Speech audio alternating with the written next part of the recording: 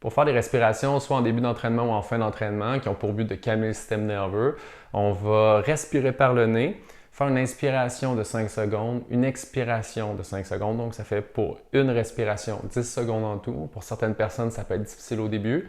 Donc, allez-y tranquillement. L'idée, c'est tout simplement de ralentir sa respiration. Puis, il y a aussi des applications qui peuvent vous permettre de suivre le temps sans devoir le compter. Comme ça peut être peut-être plus relaxant de faire ça comme ça. Puis, on va utiliser l'abdomen au lieu d'utiliser le haut du torse pour faire la respiration, ce qui est beaucoup plus relaxant puis qui permet aux organes de bouger un peu, de retrouver un petit peu plus de mobilité ici puis de laisser un peu de repos aux muscles secondaires de la respiration qui sont plus situés en haut ici. Donc, la première respiration qu'on va voir, c'est celle qu'on appelle la respiration du crocodile. On met les mains au sol, on appuie son front ici. On détend les pieds, puis on respire.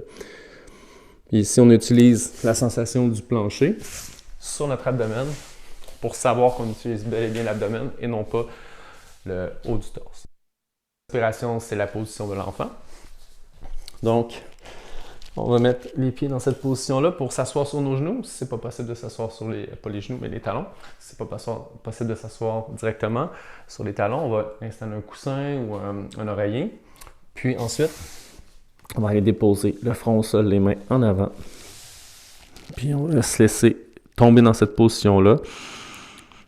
Comme vous pouvez voir, ça amène déjà les fessiers et les quadriceps des jambes en étirement. Donc on peut gagner du temps au niveau de l'amplitude de mouvement à ce niveau-là si on a des restrictions qu'on n'aura pas besoin de faire plus tard dans le réchauffement pour se préparer à l'entraînement.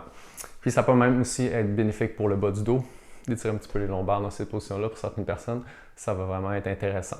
Puis si jamais ni l'une ni l'autre de ces positions-là vous convient, vous pouvez tout simplement faire la position que vous connaissez probablement le plus, celle d'être couché sur le dos, comme ça.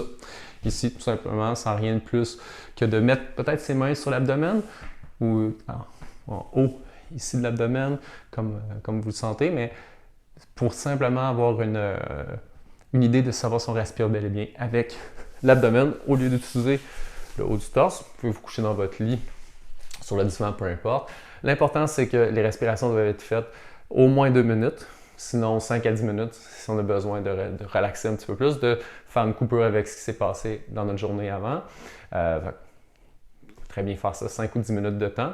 On va avoir amplement de temps ensuite pour se réveiller pour l'entraînement. Sinon, c'est indiqué pour la fin de l'entraînement pour récupérer plus facilement. Donc, ça permet de calmer le système nerveux. On respire par le nez, une inspiration de 5 secondes, une expiration de 5 secondes.